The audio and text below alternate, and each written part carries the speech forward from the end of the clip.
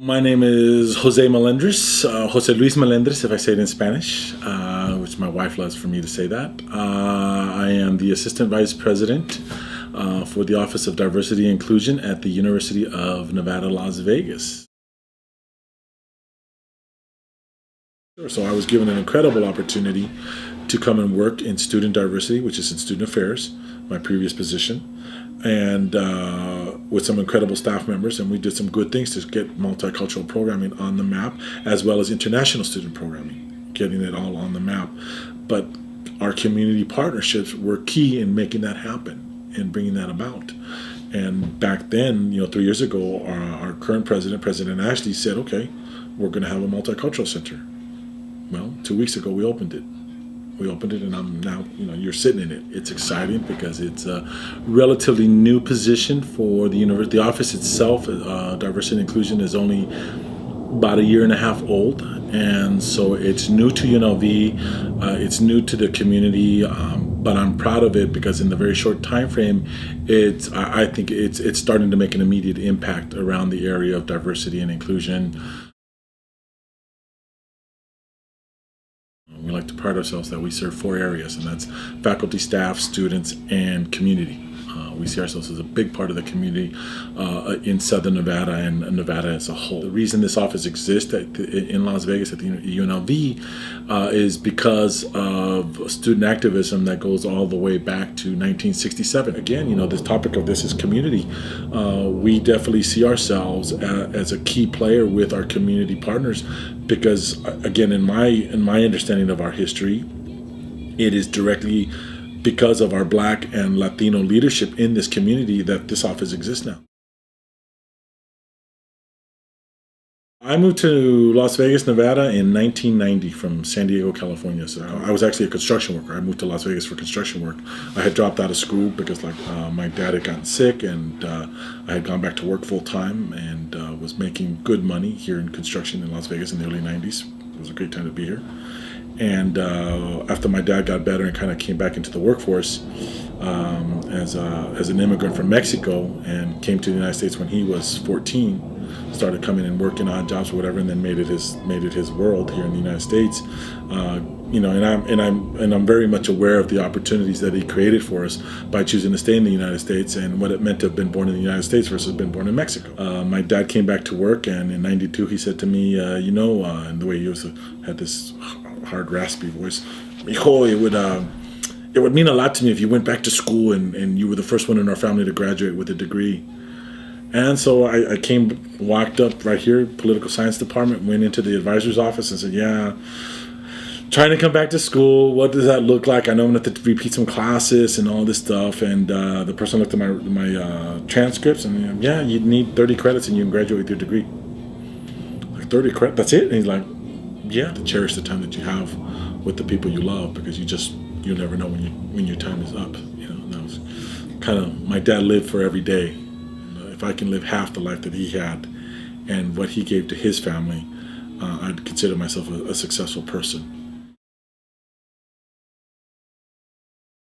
I tell the young people all the time, when you choose to do the work of diversity, you can never call yourself an expert in it, because our community, our relationships, who we are from a global perspective is changing so much that to call yourself an expert in multicultural education or diversity or whatever, you're fooling yourself, because we're changing so much and so drastically and so dramatically that there's so much opportunity for new learning to happen every day.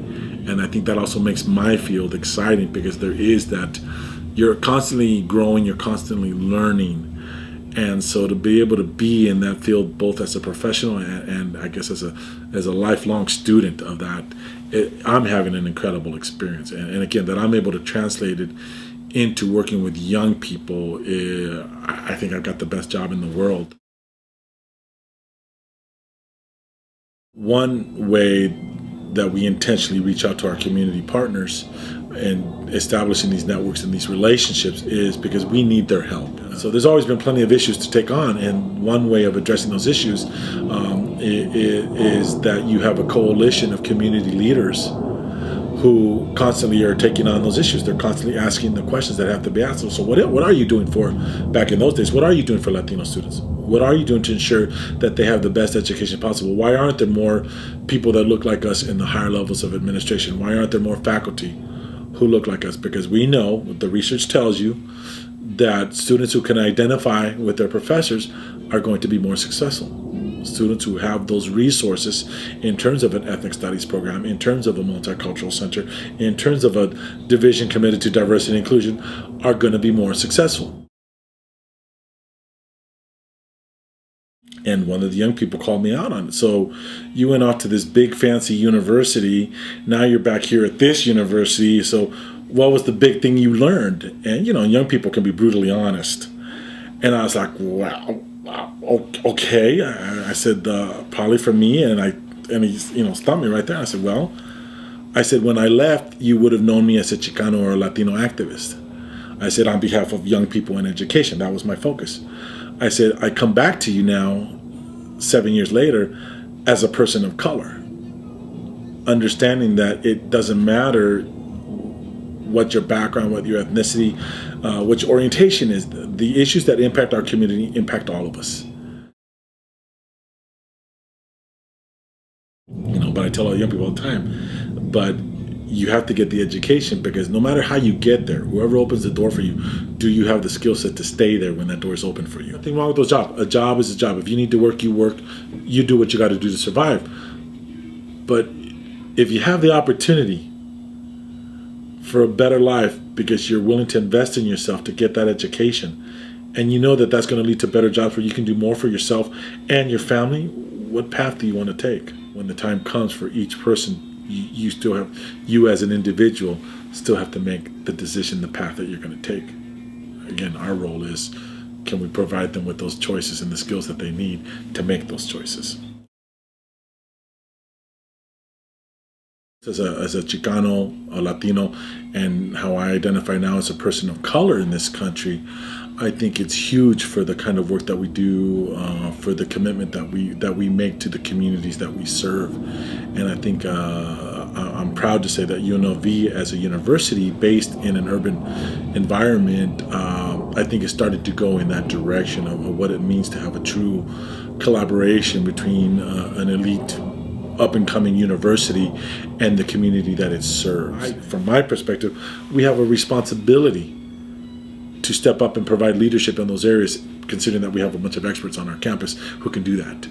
And it might not look like, oh, well, enroll in a class and then I'll give you that. No. We have to get real creative, and we have to think outside the box. It's a community effort to collaborate around things that have to be done because they haven't been done in the past. And again, so I see it as a responsibility, because I've had opportunities, and it's my responsibility to where I can contribute to creating those opportunities for future generations and current generations.